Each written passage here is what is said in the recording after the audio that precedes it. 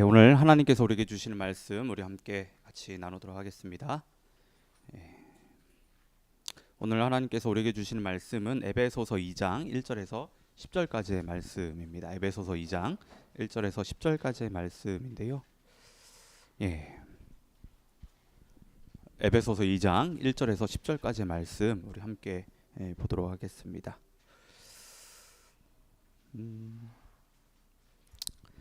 자, 그러면 다 찾으신 줄 알고 저랑 여러분 이렇게 한 절씩 좀 번갈아 가면서 읽도록 하겠습니다. 제가 먼저 1절 읽겠습니다. 그는 허물과 죄로 죽었던 너희를 살리셨도다. 그때 너희는 그 가운데서 행하여 이 세상 풍조를 따르고 공중의 권세 잡은 자를 따랐으니 곧 지금 불순종의 아들들 가운데서 역사하는 영이라. 전에는 우리도 다 그 가운데서 우리 육체의 욕심을 따라 지내며 육체와 마음에 원하는 것을 하여 다른 이들과 같이 본질상 진노의 자녀이었더니 긍휼이 풍성하신 하나님이 우리를 사랑하신 그 큰 사랑을 인하여 허물로 죽은 우리를 그리스도와 함께 살리셨고 너희는 은혜로 구원을 받은 것이라. 또 너희가 그리스도 예수 안에서 함께 하늘에 앉히시니 이는 그리스도 예수 안에서 우리에게 자비하심으로써 그 은혜의 지극히 풍성함을 오는 여러 세대에 나타내려 하심이라. 너희는 그 은혜에 의하여 믿음으로 말미암아 구원을 받았으니 이것은 너희에게서 난 것이 아니요 하나님의 선물이라. 행위에서 난 것이 아니니 이는 누구든지 자랑하지 못하게 함이라. 우리는 그가 만드신 바라 그리스도 예수 안에서 선한 일을 위하여 지으심을 받은 자니 이 일은 하나님이 전에 예배하사 우리로 그 가운데서 행하게 하려 하심이니라. 아멘. 자, 오늘은 저희가 함께 나눌 말씀은 저희가 읽은 본문을 가지고 함께 나눌 말씀은 구원, 하나님의 선물이라는 그 제목으로 좀 말씀을 나누도록 하겠는데요. 설교 제목에서 알 수 있듯이 오늘 말씀은 구원에 대한 것입니다. 구원. 저는 개인적으로 오늘 말씀을 통해서 여러분 안에 이 구원이 무엇인지 좀 명확하게 정리가 되기를 바랍니다. 물론 오늘 설교 한 번으로 구원이 무엇인지 우리가 다 깨달을 수는 없습니다. 하지만 오늘 말씀 가운데 나눠지는 이 구원에 대해서는 이 부분만큼은 좀 명확하게 정리가 됐으면 하는 그 바람이 있습니다. 그리고 여러분들이 이제 오늘 또 그 둥지 모임에서 또 여러분들이 또 구원에 대해서 여러 가지 나눌 텐데 좀 이 부분들이 진짜 오늘 말씀과 또 나눔들을 통하여서 좀 명확하게 정리가 되는 그런 은혜가 있으면 좀 좋겠습니다. 기독교에 있어서 그리고 우리가 신앙하는 데 있어서 구원은 핵심 중에 핵심입니다. 우리가 하나님을 제대로 믿고 신앙생활을 좀 힘있게 하기 위해서는 여러분 구원이 무엇인지 분명하게 알아야 합니다. 우리가 구원을 받았지만 우리 안에는 여전히 옛 자아가 살아 있습니다. 그래서 우리는 하나님의 은혜로 새롭게 태어났지만 거듭났지만 우리 안에 옛 자아로 인해서 우리는 믿음의 갈등들을 겪고 있다라고 하는 겁니다. 그 갈등들이 커질 때, 그 갈등들이 너무 커질 때 누군가가 우리한테 와서 당신 구원 받았습니까? 라고 물어본다라고 한다면 많은 사람들은 예라고 대답하지 못해요. 주저하게 됩니다. 그 이유는 여전히 죄를 짓고 있는 자신의 그 모습 때문에 그렇다라는 거예요. 성령의 소욕이 아니라 육체의 소욕을 따르고 있는 그렇게 살아가고 있는 자신의 모습을 볼 때 내가 정말 구원받았는가 하는 그런 의심을 하게 됩니다. 구원의 확신이 흔들리게 되죠. 여러분, 우리가 하나님의 은혜로 죄와 사망으로부터 구원받았다는 사실을 확신하는 그 일은 모든 그리스도인들이 반드시 가져야 할 마음이라고 할 수 있습니다. 그런데 이 구원의 확실은 우리의 감정을 통해서 확신할 수 있는 것이 아니에요. 많은 신앙인들이 이 부분에서 많이들 헷갈려합니다. 마음속에 기쁨이 있고 감사가 넘치고 평안이 넘치는 하나님의 은혜로 감격의 눈물을 흘릴 때 구원의 확신을 가지게 되는데 이는요 잘못된 것입니다. 우리의 감정은 우리가 잘 알잖아요. 믿을 게 못 돼요. 종이 한 장 뒤집는 것보다 쉬운 것이 사람의 마음이고 사람의 감정입니다. 구원의 확신을 감정에 둔다라고 하면 구원의 확신은요, 바람에 흔들리는 갈대와 같이 계속 흔들릴 수밖에 없습니다. 물론 우리가 감정을 무시할 수는 없어요. 하지만 감정이 구원의 확신을 가지는 데 있어서 최우선이 아니라는 거예요. 우리가 구원의 확신이 흔들리는 것은 말씀을 모르기 때문이에요. 말씀을. 예. 이게 가장 큰 문제입니다. 우리가 하나님으로부터 구원받았다는 이 사실을 확인할 수 있는 그 근거는 하나님의 말씀에 있는데 하나님의 말씀을 잘 모르기 때문에 흔들리는 거예요. 예. 보다 구체적으로 이야기하면 구원이 모르기 때문이에요. 구원이. 성경에서 말하는 구원이 모르기 때문에 구원의 확신이 흔들리는 겁니다. 여러분, 우리가 병에 걸렸었을 때 그 병에 걸렸는지 안 걸렸는지 우리가 어떻게 알 수 있습니까? 느낌으로? 생각으로? 아니에요. 의사의 진단입니다. 명확하잖아요. 우리는 의사의 진단을 통해서 병에 걸렸는지 또 어떤 병에 걸렸는지 명확하게 분명하게 알 수 있습니다. 이처럼 내가 좀 아픈데? 이런 느낌이나 감정이 아니에요. 예. 하나님의 말씀을 통해 구원이 무엇인지를 정확하게 알아야지만이 확신을 가질 수가 있습니다. 우리에게 구원의 확신이 중요한 이유는 여러분, 우리는 완벽하지 않아서 그래요. 예. 우리는 완벽하지 않습니다. 우리는 하나님의 은혜로 새롭게 태어났지만, 거듭났지만 우리 안에는 알잖아요. 예차가 여전히 존재하고 있습니다. 그래서 하나님의 자녀로 살아가지만 실수하고 또 넘어지게 됩니다. 때로는 사단의 유혹으로 인해 죄를 짓기도 해요. 이때 우리 안에 이런 음성 들리지 않습니까? 거봐, 너는 이거밖에 안 돼. 예. 그게 네 수준이야. 예. 네가 무슨 하나님의 자녀야. 예. 이런 음성이 들린다는 거예요. 우리 안에서. 예. 그때 그래, 나는 안 돼. 나는 어쩔 수 없는 사람인가 봐. 예. 자신에게 실망해서 포기하고 싶은 마음이 들게 되는데 당연히 우리는 포기하면 안 되죠. 이런 마음이 들 때 다시 이런 마음을 일으키고 회복시킬 수 있는 것은 구원의 확신이에요. 구원의 확신이라고. 예. 구원의 확신이 우리 안에 있을 때 우리는요, 쉽게 죄의 유혹과 어떤 그 죄에 넘어지지 않게 됩니다. 설사 넘어지더라도요, 빨리 회복될 수가 있습니다. 고난과 어려움이 있더라도 그에 맞서서 버틸 수가 있는 거예요. 그리고 풍성한 하나님의 은혜와 사랑을 우리가 충만하게 누릴 수 있습니다. 상대방이 나를 사랑하는지에 대한 확신이 없으면 불안하기 때문에 상대방이 무엇을 해도 100% 신뢰하지 못해요. 예, 확신이 없으면 상대방이 주는 사랑을요, 누릴 수가 없습니다. 확신이 없으면. 예. 그리고 무엇보다요, 여러분, 구원의 확신이 있어야지만 우리는 힘있게 복음을 전할 수 있어요. 복음이 뭔지도 모르고 내가 구원받았는지 안 받았는지도 모르는데, 그런 확신이 없는데 어떻게 복음을 힘있게 전할 수가 있겠습니까? 어떻게 사람들 앞에 서서 복음을 외칠 수가 있고 구원을 고백할 수가 있냐는 거예요. 예. 그리고 신학자 토마스 굿은요, 이런 얘기합니다. 확신은 신자로 하여금 10배나 더 하나님을 위해 살게끔 만든다. 구원의 확신이 그렇다는 거예요. 예. 이처럼 구원의 확신이 하나님을 믿는 사람들에게요, 정말로 중요합니다. 정말로 중요해요. 자, 그러면 우리가 구원의 확신을 가지기 위해서 구원이 무엇인지 저희들이 알아야 되는데, 오늘 말씀에서는 그 구원에 대해서 세 가지를 이야기합니다. 세 가지를. 오늘 말씀 세 가지를 이야기, 세 가지를. 예. 자, 첫 번째는 뭐냐면 우리 인간이 어떤 존재인지 그것에 대해서 이야기를 합니다. 우리들이 어떤 존재였는지. 1절에서 3절 말씀을 보게 되면 그렇게 나오는데, 1절 말씀을 보면 그래요. 그는 허물과 죄로 죽었던 너희를 살리셨도다. 예. 성경에서 말하기를 우리 인간은 하나님께 구원을 받기 전에 허물과 죄로 죽었다라고 얘기해요. 죽었었다라고. 그러니까 저와 여러분들은 허물과 죄로 죽었었던 그런 사람들이었다는 거예요. 자, 여기서 말하는 이 죽음은요, 우리 몸의 죽음을 이야기하는 것이 아닙니다. 육체의 죽음을 말하는 것이 아니에요. 여기서 말하는 죽음은 영적인 죽음을 이야기하는 겁니다. 하나님과 영적으로 완전히 분리된 그 상태를 죽음이라고 이야기하는 거예요. 죽음이라고. 예.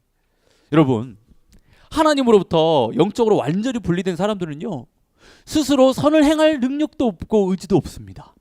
그리고 하나님을 아는 지혜와 지식을요 깨달을 수도 없고 찾을 수도 없습니다.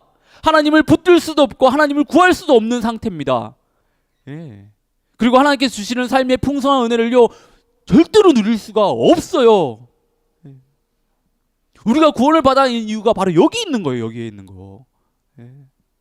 하나님께서는 인간을 창조하시고 인간이 하나님께서 주신 생명을 누구보다 풍성하게 정말 누리며 살기를 원하셨는데 죄로 인해 그것이 다 깨졌다는 거예요. 하나님과 풍성한 교제를 나누며 그 주신 은혜를 누리며 행복하게 살아야 되는데 우리의 죄로 인해서 하나님과의 관계가 끊어짐으로 그 모든 것들을 놓치게 됐다는 거예요. 더 이상 하나님을 찾을 수도 없고 붙들 수도 없고 의지할 수도 없는 그런 영적인 무능의 상태, 영적으로 완전히 죽은 상태, 예. 영적인 좀비, 시체가 됐다는 거예요. 시체가. 예. 이것이 해결되기 위해 구원이 필요한 겁니다. 예.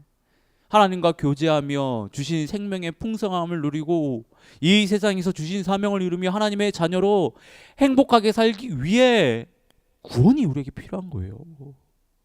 근데 1절 말씀을 보면 우리가 왜 죽었는지 그 이유를 이야기하잖아요. 그것은 우리의 허물과 죄 때문이라는 거예요. 허물과 죄. 예. 허물과 죄라는 것은요 하나님의 기준에서 벗어난 것을 이야기를 합니다. 예. 하나님의 기준에서 벗어난 것을 허물이라고 이야기하고 죄라고 이야기를 하는 거예요. 이것을 구체적으로 뭐냐고 할 수 있냐? 오늘 말씀은요 3가지를 따랐다라고 얘기해요. 3가지. 그것을 따르는 것이 허물과 죄에, 예, 허물과 죄에 빠졌다는 거예요.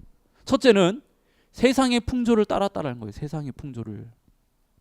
우리의 허물과 죄라는 것은 하나님의 말씀이 아닌 세상의 풍조, 세상의 가치관이라든지 세상의 이치라든지 세상의 질서를 따랐다고 이야기하는 거예요.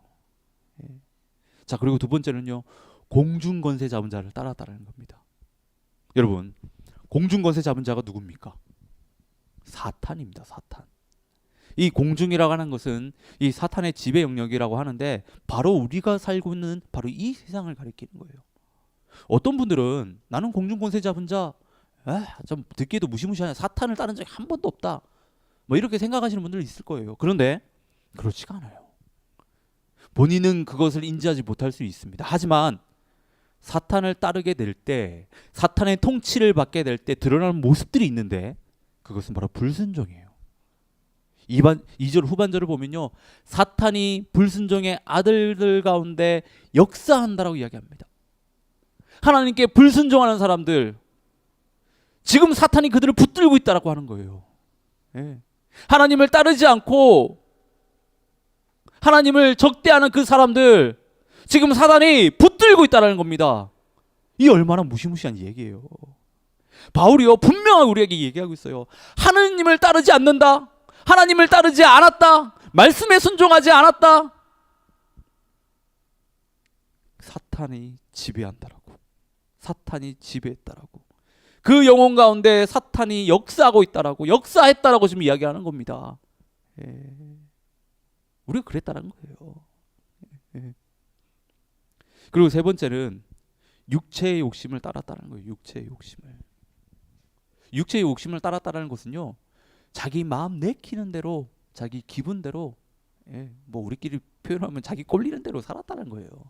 예. 이는 철저히 자기 중심적이고 자기 욕망에 사로잡혀 있다는 것인데, 갈라디아서 5장 17절을 보면 육체를 따른 삶이 무엇인지 이렇게 쭉 나열을 합니다. 나열을 해요. 예. 성령을 거스르고 음행과 음란과 우상을 섬기고, 그리고 마술과, 그러니까 점을 치는 거죠. 뭐. 예. 미움과 다툼과 질투와 화내고, 그다음에 이기심, 편가르기, 분열, 시기, 술 취함, 흥청거리는 거, 예, 그러면서 잔치를 행하는 거, 이런 삶이 육체의 욕심을 따르는 삶이라고 바울이 명확하게 이야기하고 있어요. 예. 자, 그래서 정리하면 세상의 풍조를 따르고 공중 권세 잡은 자를 따르고 사탄을 따르고 육체의 욕심을 따르는 삶이 허물과 죄로 가득한 삶이다. 이런 삶은 하나님 앞에서 영원히 죽은 상태다. 지금 이렇게 이야기하고 있는 겁니다. 예. 여러분, 하나님으로부터 구원을 받기 전에 우리는 영적으로 완전히 죽은 상태였습니다. 영적인 시체였어요. 예. 마치 좀비처럼 이 세상을 살았다는 겁니다. 우리가 영화에서 보듯이 좀비들은 살아 움직이잖아요. 예. 그런 시체입니다. 시체지만 움직이고 있어요. 우리가 그런 상태였다는 거예요. 그들은 아무것도 할 수 없거든요. 좀비들은 아무것도 할 수 없으면 그냥 모르겠어요. 이걸 뭐 어떻게 표현해야 할지 모르겠지만 진짜 그냥 그렇게 살잖아요. 그냥 본능이라고 해야 되나요? 예. 우리가 그런 상태였다라는 거예요. 근데 여러분들 이게 인정이 되세요? 우리가 이런 상태였다는 거 동의가 되십니까? 예. 동의가 되십니까? 인정이 되십니까? 우리가 이것을 인정할 수 있어야 됩니다. 우리가 그런 상태였다는 것을요, 우리가 인정할 수 있어야 돼요. 예. 우리가 허물과 죄로 죽었던, 영원히 죽을 수밖에 없었던 그런 사람이었다는 이 사실이요, 여러분 인정이 돼야 돼요. 깨달아져야 됩니다. 예. 그래야 우리를 구원한 하나님의 그 사랑이 얼마나 큰지, 그 사랑이 정말 얼마나 대단한지, 그리고 하나님의 구원이 얼마나 값진 것인지를요, 우리가 알 수 있습니다. 알 수 있어요. 이게 깨달아지지 않으니까 구원을 받아도 흔들리고, 이게 깨달아지지 않으니까 그 구원이 얼마나 대단한 건지를 모르는 거예요. 그러니까 헤매는 겁니다. 예. 바울은 디모데전서 1장 15절에서요, 자신을 가리켜 뭐라고 고백합니까? 죄인 중에 내가 괴수라고 이야기합니다. 예. 죄인 오브 더 죄인. 예. 죄인 중에 짱. 그렇게 고백을 해요. 바울의 이 고백은요, 단순히 자신을 낮추는 고백이 아닙니다. 바울이 회심한 이후에 여러분 이 고백을 바로 올려드린 것이 아니에요. 바울이 이 고백을 했을 때가 언제냐면요, 30년이 지나고 난 이후에 이 고백을 했다는 거예요. 이 고백을. 바울의 이 고백은요, 그가 복음을 전하고 사역을 감당하면서 예수님에 대해서 더욱더 알게 되잖아요. 근데 알면 알수록 내가 정말 죄인이었구나. 예수님을 알면 알수록 내가 정말 때려 죽일 놈이었구나. 이게 깨달아진 거예요. 이런 자신을 구원한 하나님의 은혜가 너무 크다라는 것을, 또 이런 자신을 구원한 하나님을 찬양하지 않을 수 없으니까 이런 고백을 하는 겁니다. 감사하니까 이런 고백을 하는 거예요. 예. 여러분, 신앙이 자라게 되고 신앙이 성숙하게 되면요, 나타나는 현상이 있습니다. 이 현상이 뭐냐면 지금 바울이 고백하는 거예요. 내가 얼마나 추악한 죄인인지, 하나님의 은혜 없이는 한순간도 살 수 없다라는 그런 죄인이었다라는 이 고백. 신앙이 깊어지고 신앙이 자라면 이 고백이 반드시 나옵니다. 예.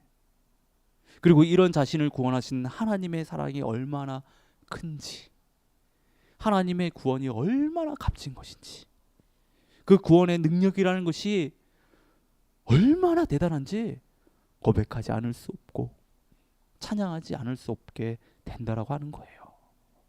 예. 이처럼 우리가 여러분 어떤 사람이었는지를 알아야 돼요. 냉정하게 자신을 바라보면서요, 내가 구원받기 전에 어떤 사람인지를 여러분 아셔야 됩니다. 깨달아지셔야 돼요. 예. 그래야 구원이 무엇인지 제대로 알 수 있어요. 그래야 구원을 통해서 얻은 그 은혜들이 얼마나 값진 것인고 얼마나 풍성한지를요, 우리가 온 마음을 다해서 알 수 있습니다. 예. 자, 두 번째는 구원은 하나님의 선물이라는 거예요. 구원은. 자, 4절을 보면 긍휼이 풍성하신 하나님이 우리를 사랑하신 그 큰 사랑을 인하여라고 이야기하는데, 자, 이 구절의 원문을 보면 그러나 하나님이로 시작합니다. 이 해석이 좀 조금 아쉬운데 원문을 보면 그러나 하나님이 1, 2, 3절은 우리의 상태가 어땠다고 지금 이야기하잖아요. 4절에 오면서 그러나 하나님이 엄청난 대반전입니다. 빅 트위스트. 어떤 대반전이냐면 허물과 죄로 죽었던 우리를 하나님의 크신 사랑으로 살리셨다는 겁니다. 인간이 측량할 수 없는 그 너비와 그 깊이와 그 높이와 그 길이를 가지신 그 하나님의 은혜와 사랑으로 죽을 수밖에 없었던 사람들을 살리셨다는 거예요. 우리를 구원하셨다는 겁니다. 여러분, 자, 여기서 우리가 반드시 알아야 되는 것은 하나님이 우리를 선택하시고 구원하신 것은요, 그 동기는 죄인된 우리에게 있는 것이 아닙니다. 그 동기는 절대 우리한테 있지 않습니다. 우리 가운데서 동기를 여러분 찾으시면 안 돼요. 우리가 어떠해서 우리가 하나님 앞에서 무엇을 했기 때문에 구원받은 것이 아니에요. 하나님이 우리를 구원하신 그 동기는 하나님의 사랑입니다. 하나님의 사랑입니다. 하나님이 우리 인간을 사랑하시기 때문에 우리를 구원하신 거예요.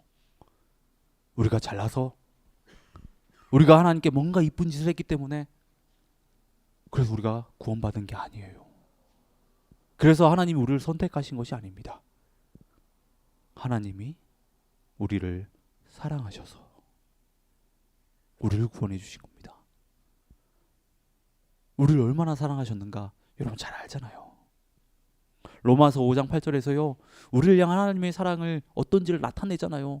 자신의 하나밖에 없는 아들 예수 그리스도를 십자가에 내어줄 정도로 우리를 사랑하셨다는 거예요. 그 사랑은 우리 인간이 감히 측량할 수가 없는 끝없는 사랑입니다. 끝없는 사랑입니다. 우리가 이 사랑을 입어서요, 여러분 하나님의 자녀가 된 거예요. 본문의 표현대로 이야기하자면 예수님과 함께 하늘에 앉히셨습니다. 우리가 하늘에 앉았다는 겁니다. 영광의 자리에 우리가 앉았다는 거예요. 엄청난 대반전이잖아요. 엄청난 대반전이 일어나는 겁니다. 근데 우리에게 이런 대반전이 일어나기 위해서 우리가 구원을 받기 위해서요, 우리에게 요구되는 것이 딱 하나 있습니다. 여러분 그게 뭐죠? 믿음이에요. 믿음입니다. 우리 8절의 말씀을 한번 다 같이 한번 읽겠습니다. 다 같이 읽겠습니다. 시작. 너희는 그 은혜에 의하여 믿음으로 말미암아 구원을 받았으니 이것은 너희에게서 난 것이 아니요 하나님의 선물이라. 여러분 구원은 오직 하나님을 믿는 믿음을 통해서만 받을 수 있습니다. 왜냐하면 구원은요 우리에게 있는 것이 아니기 때문입니다. 우리가 절대로 잊지 말아야 하는 사실은 인간의 구원과 관련된 모든 것은 하나님 안에 있습니다. 그래서 9절에서 바울이 뭐라고 이야기하죠? 행위에서 낫지 않았다고 이야기하는 거예요. 우리가 선한 일을 많이 했다고 해서, 아니면 믿음이 좋은 가정에서 자라고 태어났다고 해서, 성경에 지식이 많았다고 해서, 많다고 해서, 교회에서 예배 잘 드리고 봉사를 많이 했다고 해서, 헌금을 많이 드렸다고 해서 구원이 있다라는 것이 아닙니다. 우리는 그 어떤 행위로도 우리는 구원을 받을 수 없어요. 그래서 구원을 선물로 주신 거예요. 선물로. 우리의 노력으로는 도저히 받을 수 없는 것이기 때문에, 그런 가치이기 때문에 은혜로 우리에게 선물로 주신 겁니다. 은혜로 우리에게 구원을 주신 거예요.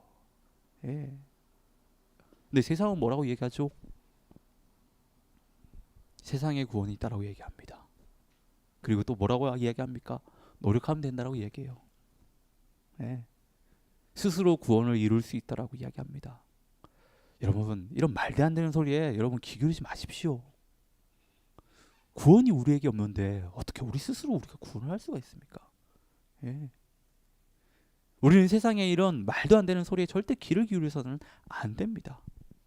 구원은 전적인 하나님의 선물로서 오직 믿음으로만 우리가 받을 수 있습니다. 만약에 구원이 우리의 어떤 노력으로 이루어진다고 한다면 우리는 얼마든지 우리의 행위를 자랑할 수 있고 구원받지 못한 사람보다 자신이 조금 더 영적으로 우월하다라고요 이렇게 생각할 수 있습니다. 이는 절대로 하나님이 원하시는 모습이 아니에요. 원하시는 모습이 아닙니다.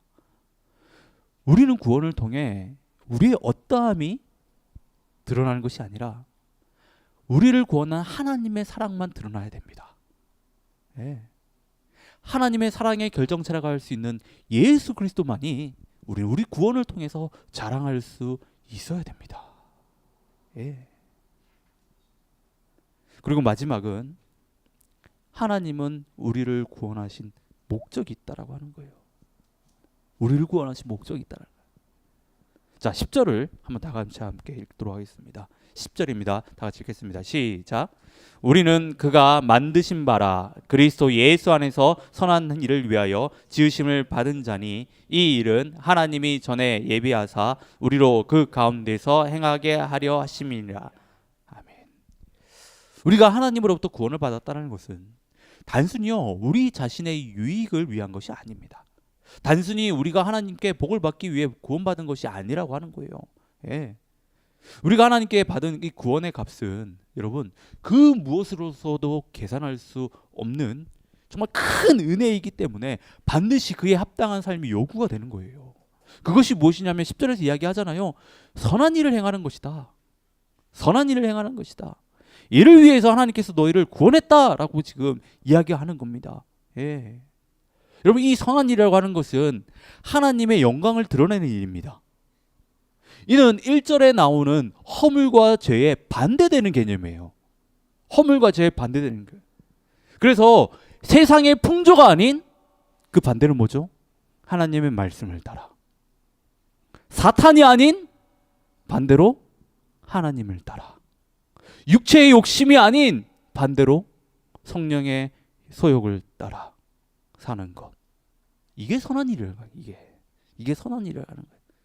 그렇게 살아갈 때 그 삶이 하나님 앞에 영광을 올려드리는 삶이라고 하는 겁니다. 예. 근데 여기서 우리가 반드시 좀 짚고 넘어가야 되는 것이 있는데 여러분 선한 일을 행했다라고 해서 구원받는 것이 아닙니다. 그렇죠? 그렇죠? 착한 일을 많이 했다라고 해가지고 뭔가 선한 일을 많이 했다고 우리가 구원받은 것이 아니에요. 하지만 구원받은 사람들은 반드시 선한 일을 행해야 돼요. 구원받은 사람들은 하나님 앞에서 세상 앞에서 선한 일을 할 수 있어야 됩니다. 그것을 통해서 내가 구원받은지를 드러나는 거예요. 그 선한 행동을 통해서 내가 구원받은 사람이라고 하나님 앞에 고백하는 겁니다. 세상 사람들 앞에서 고백하는 거예요. 우리가 선한 일을 해야 되는 그 이유는 여기 있는 거예요. 그냥 공덕 쌓아가지고 구원받기 위함이 아니라 그래 내가 구원받았지. 하나님의 은혜로 내가 구원받았지. 그래서 선한 일을 하는 거예요. 그것을 통해서 내가 구원받은 자라는 것을 드러내는 겁니다. 여러분 이게 헷갈리시면 안 돼요. 이게 헷갈리시면 안 됩니다. 예. 지금까지 저희들이 지금 구원에 대해서 이렇게 살펴봤는데 여러분 우리는 도저히 구원을 받을 수 없는 그런 존재였는데 하나님의 크신 사랑과 은혜로 믿음으로 말미암아 구원받았습니다. 여러분 믿으십니까? 예. 우리는 이 사실을 절대 잊으시면 안 됩니다. 그런데 앞에서도 말씀드렸듯이 우리가 신앙생활을 하다 보면 어떤 이유들로 인해 구원의 확신이 흔들릴 때가 있어요. 내가 구원받았는지 막 그런 것들이 흔들릴 때가 있습니다. 특히 구원을 받고 난 이후에 계속해서 죄를 짓는 자신의 모습을 볼 때 구원의 확신이 흔들리게 됩니다. 그런데 우리가 반드시 기억해야 되는 것은요.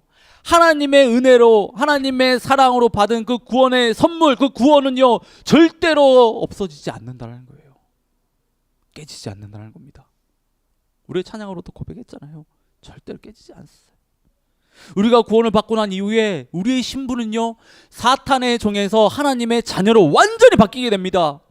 완전히 새롭게 거듭나게 되는 거예요. 새로운 신분으로 저희들이 바뀌게 되는 거예요. 대신에 우리가 구원받은 하나님의 자녀임에도 계속해서 죄를 짓게 되잖아요. 그렇게 되면 어떻게 되느냐? 우리의 아버지 되신 그 하나님의 마음을 계속 아프게 합니다. 아프게 해요. 예. 그리고 하나님께서 우리가 이 세상에서 하나님의 자녀로 살아갈 때 주시는 풍성한 은혜들이 있어요. 그것들을 저희가 누릴 수 없게 됩니다. 예. 여러분, 100불짜리 지폐가 구겨지고 조금 찢어지고 더럽혀졌다고 해서 그 가치는 변하지 않습니다. 그 가치는 영원합니다. 예. 주인이 그 돈을 사용할 때 조금은 문제가 있겠죠. 예. 하지만 가치는 변하지 않아요. 가치는 변하지 않습니다. 예. 여러분, 구원은 하나님의 선물입니다. 구원은 우리의 그 어떤 행위나 노력으로 받을 수 없기 때문에 하나님이 우리에게 선물로 주셨습니다. 바라기는요, 저와 여러분들이 하나님께 받은 구원의 가치를 정말 좀 제대로 알기를 원하고요. 그래서 구원의 확신을 가지고 여러분들의 삶 속에서 구원받은 사람답게, 오늘 정빈이가 기도했던 것처럼 예수님의 제자답게, 예, 정말 선한 일들을 감당하시면서 하나님께 영광을 올려드렸으면 참 좋겠습니다. 예, 예. 흔들릴 때도 있어요. 하지만 여러분, 그럴 때마다 여러분 고백하십시오. 그래, 나는 하나님의 자녀지. 그럼에도 불구하고 나는 하나님의 자녀지. 내 가치는 변하지 않지. 여러분, 이 고백이 여러분 가운데서 계속해서 흘러나와야 됩니다. 그래야 더욱더 죄에 빠지지 않고요, 그것들을 물리칠 수 있고 굳건하게 설 수 있고 힘있게 하루하루 신앙인답게 살아갈 수 있습니다. 예. 오늘 여러분들이 이 둥지 모임에서 또 구원에 대해서 여러 가지 이야기를 하실 때 좀 진솔한 이야기들이 많이 나눠졌으면 좋겠고, 그래서 좀 각자의 삶들을 좀 뒤돌아보면서 그리고 좀 구원의 확신들을 다시 한번 다지는 그런 귀한 좀 모임들이 될 수 있기를 진심으로 바랍니다. 예. 우리 다 같이 우리